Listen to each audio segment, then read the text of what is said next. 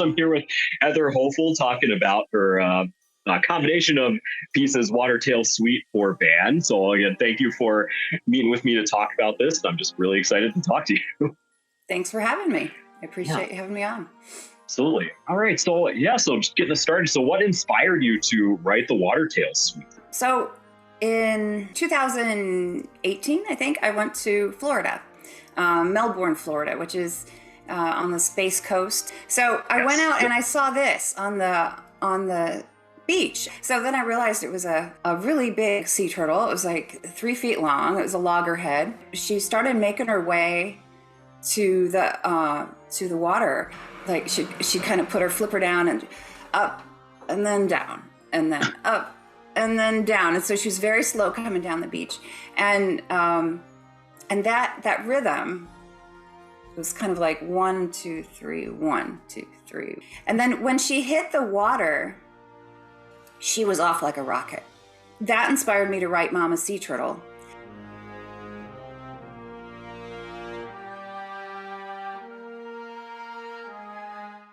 I asked my 6th graders at the time, I said, what should I write about?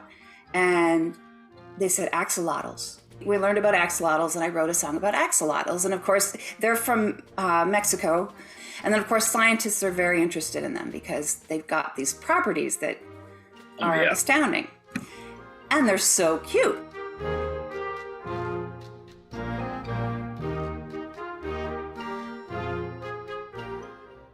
So then, of course, I had to write a shark tune. And so I chose Shark Eyes because their eyes are very, you look at their eyes, you wonder what they're seeing, and they're kind of amazing. And the jellyfish, I wrote, it's kind of ethereal sounding. And in the middle, there's kind of a darker section. It's got a little bit of mixed meter, just, kind of an introduction to mixed meter, and it's a little bit darker because jellyfish can harm, they're dangerous, but they're gorgeous.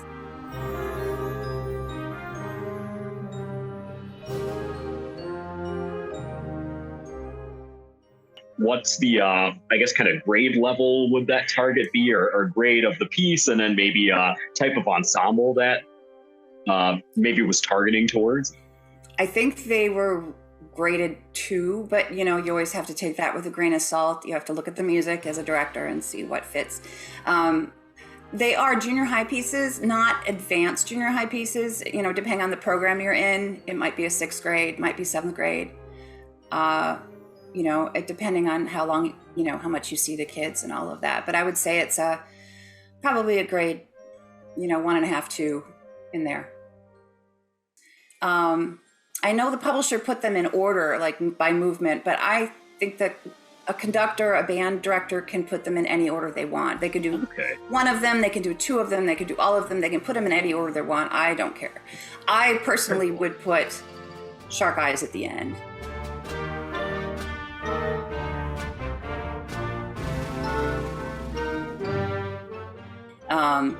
And Shark Eyes, I also kept in mind dotted quarter notes because dotted quarter notes are tricky. And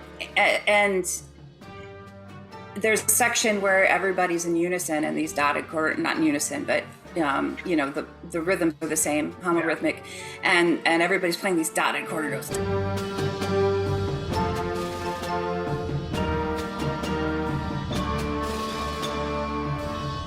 And so I thought it would be a good vehicle for teaching dotted quarter notes, but also, a fun piece to play, and hopefully a good closer. So, how did you come up with the idea to kind of associate or incorporate film into each piece of the music as well? Well, I never dreamt that would happen, but actually, I was at Midwest, the Band and Orchestra Clinic, and Scott Winters came up. And he said, I'm looking for some pieces to do. I'm looking for some pieces to put video to. And I was like, well, Scott, I've got just the thing. He said, I want something that would be easy to put visuals to. I'm like, I've got it. Awesome. Yeah. And so in terms of the film creation process, so how did films come about? Were you collaborating with the filmmaker during the creation of the films, or how are you and the filmmaker involved together in that process? Well, Evan Beerer made the films, and he he just got started, and then he shared with me what he had. And he said, "Do you have any comments?" And you know, so I would give him my comments, and then he'd come back again, and we did a back and forth a few times, but he did a great job. He made it really interesting. You know, he colorized it and got up close to their eyes, and had the axolotls are dancing, and he incorporated some of the Mexican culture and into the axolotl one, and so yeah, I thought he did a great job. They're very engaging videos. I was very pleased. I hope that directors find these useful and fun, and I hope that it enhances their students' experience. And I'm very grateful to Ion, Music for making these videos. And thank you very much for having me today.